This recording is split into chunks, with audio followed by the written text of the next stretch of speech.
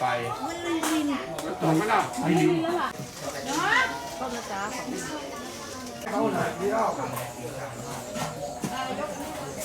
วัดล่าสมานมิตรและ2 เลนแล้วก็ส่งคุณเขาเราก็จะไปสแกนแล้วก็ใส่ในก็เดี๋ยวก็จะมีกิจกรรมต่อเนื่องครับนะครับตอนนี้เอาตัวนี้ไปช่วยในการย่อยสลายของทางนะครับเอาตัวที่เกี่ยวข้องเลยครับผมสมัครวัดราชเจริญนะครับก็จะมีแล้วก็ของ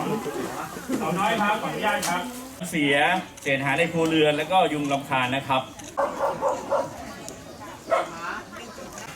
ปรับปรุงแก้ไขยังไงได้นะครับใช่ครับแต่ก็จะมีวิธีการสมัครอยู่ข้างในก็จะประกอบด้วยองค์ความรู้ของท่านที่ดินนะครับใช้อยู่นะครับไม่เสียตังค์นะครับตรงนี้ก็ฝากเอาไว้นะครับ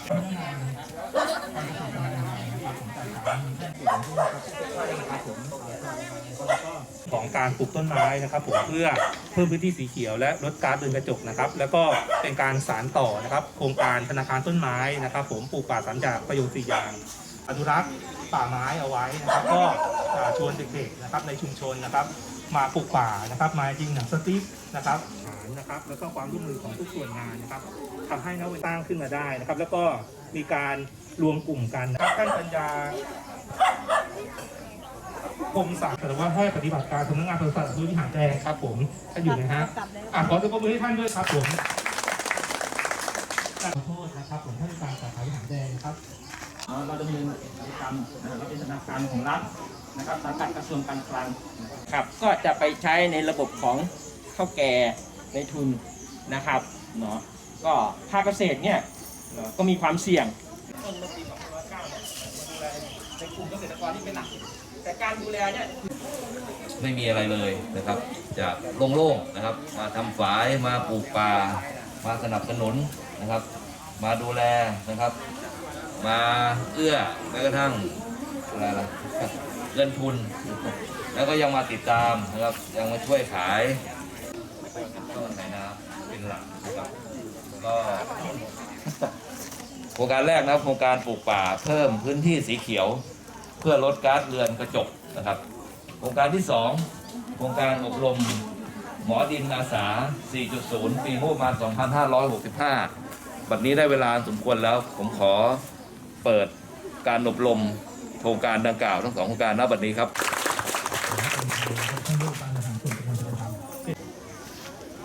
ครับผมขอเชิญปรบมือด้วยครับผมพ่อรับถวายต้นไม้ด้วยนะครับผมต้องมีนะคะ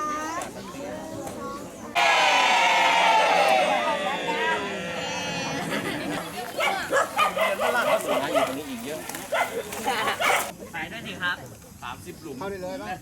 เติร์ฟแล้วก็ดึงออกครับลากจะไม่สะเทือนนะครับนะ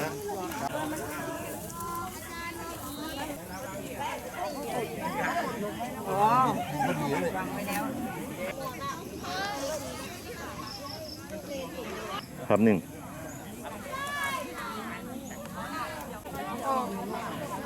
ข้างหลังอาน่ะเยี่ยมนะครับผมขอบพระคุณทุกท่านนะครับผมส่วนงานเลยนะครับผมนะครับทั้งท่านนายก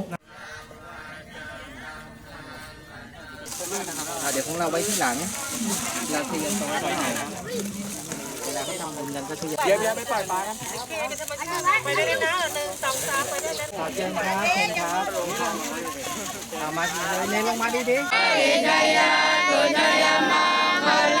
อภะระเจตภะระเกเสเส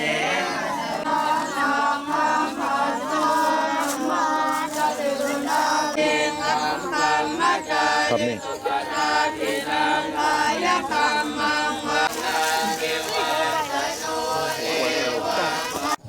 าคารเพื่อการเกษตรและสหกรณ์นะครับองค์การบริหารส่วนตำบลเจริญธรรมประโยชน์นะครับ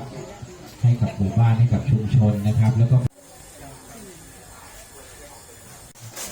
ศีลานิยาจามะสังฆังอภิปูชยามะภิปูชยามะอิมินาสกกาเลนะธรรมิ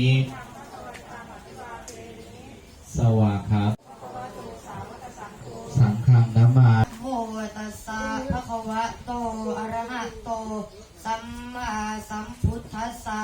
ทังสารนังคัจฉามิสังฆังสารนังคัจฉามิพุทธังสารนังคัจฉามิ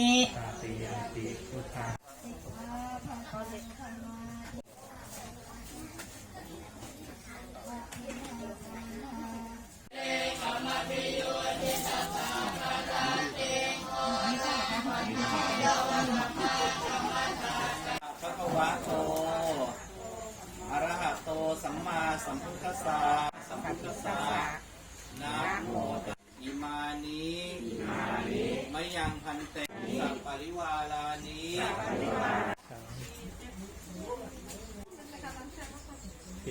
อันโดมาลนาโดยาดามันิจเดลโดยาดา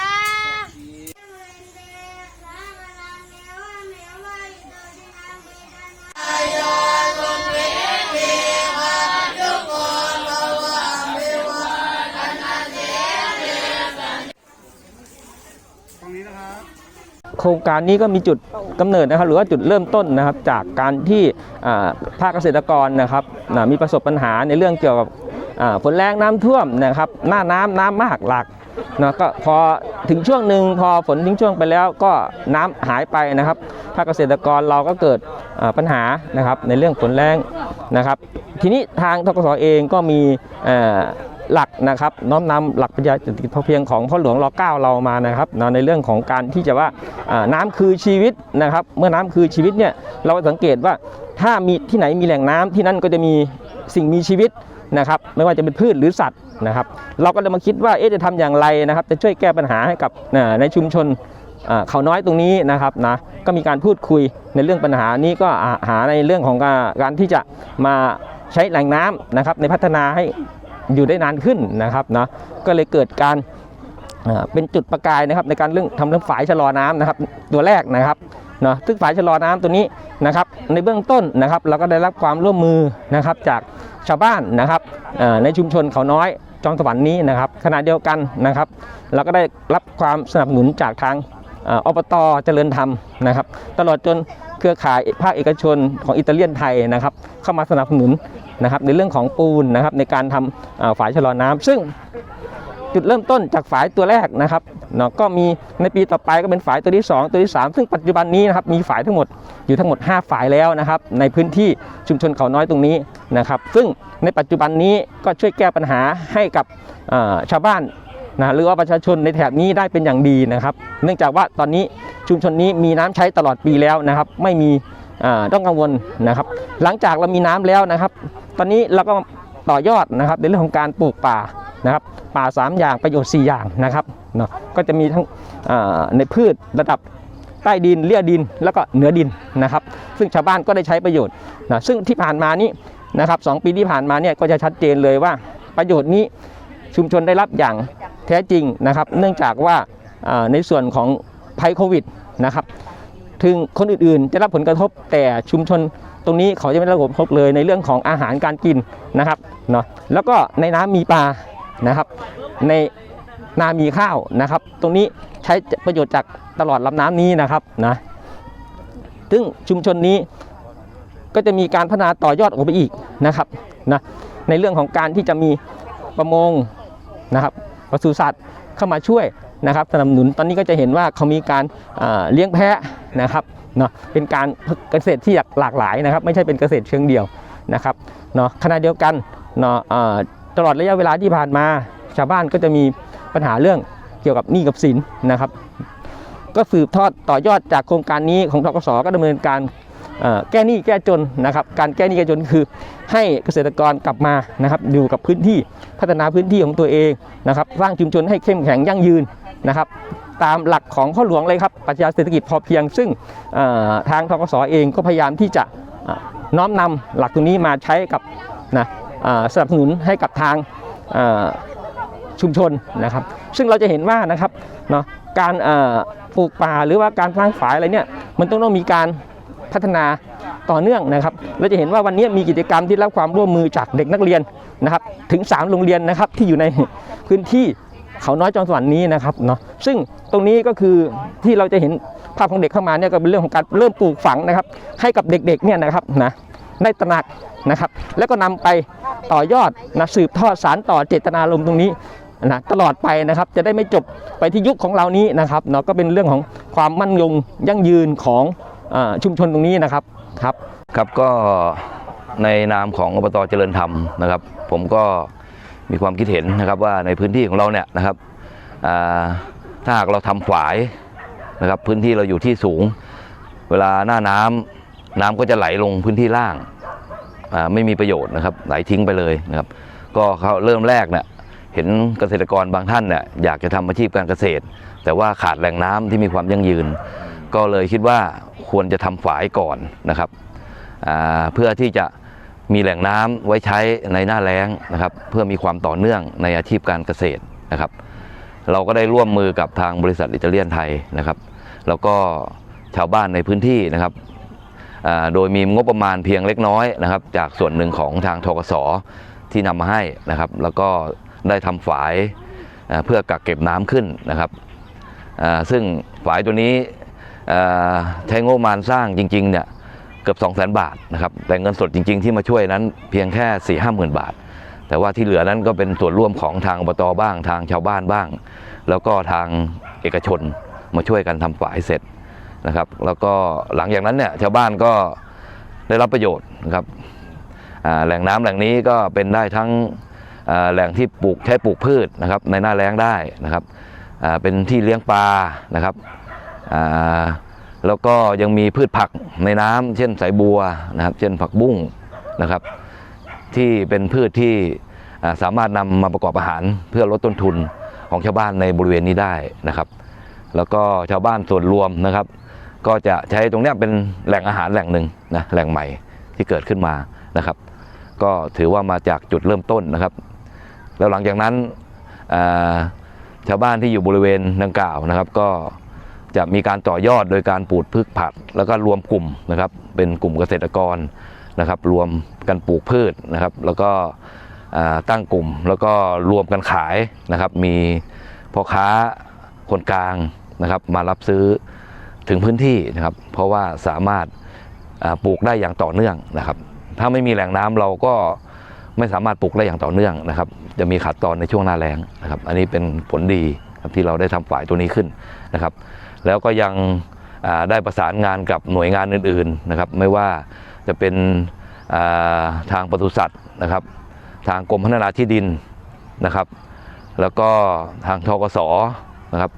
หลายๆหน่วยงานนะครับหลายๆภาคส่วนมาร่วมกันสนับสนุนแล้วก็ผลักดันนะครับแต่ละส่วนนะครับ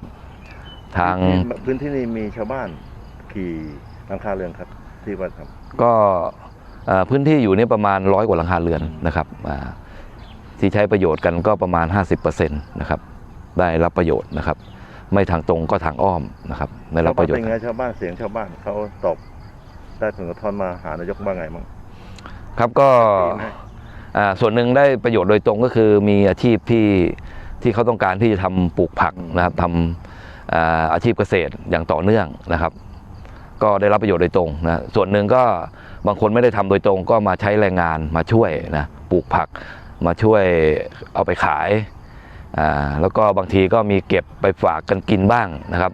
อยู่ในชุมชนนะครับทกส.นี่เขาเข้ามาช่วยมีบทบาทอะไรไหมคือทกส.ก็มีบทบาทเยอะนะฮะเช่นอะไรมั้งครับก็เช่นตั้งแต่สนับสนุนในการทำฝายเนี่ยเอางบประมาณส่วนหนึ่งมาให้นะครับแล้วก็หลังจากนั้นน่ะมีการต่อยอดมีการอบรมนะครับอบรมกลุ่มเกษตรกรนะครับเพื่อให้มีความรู้ในด้านการเกษตรนะครับให้มีความรู้ในด้านของการตลาดในด้านการขายนะครับแล้วก็ยังมีแหล่งเงินทุนนะครับที่จะให้เกษตรกรได้นำไปพัฒนาต่อยอดนะครับแล้วเรื่องเด็กที่มาวันนี้คือเป็นยังไงฮะเด็กนักเรียนก็เด็กๆที่นำมาวันนี้คือจุดประสงค์ของเราก็คือเวลาเราทำโครงการแล้วเนี่ยไม่อยากให้โครงการที่เราทำเนี่ยเปล่าประโยชน์และสูญหายไปในชั่วข้ามคนนะครับก็อยากจะให้มีความต่อเนื่องนะครับ เราสร้างขึ้นไว้ในรุ่นนี้นะครับแล้วรุ่นเด็กๆเนี่ยก็ได้มาศึกษานะครับในอนาคตนะครับเด็กๆเติบโตขึ้นมาถ้าเขาอยากจะดำเนินรอยตามนะครับมีวิถีชีวิต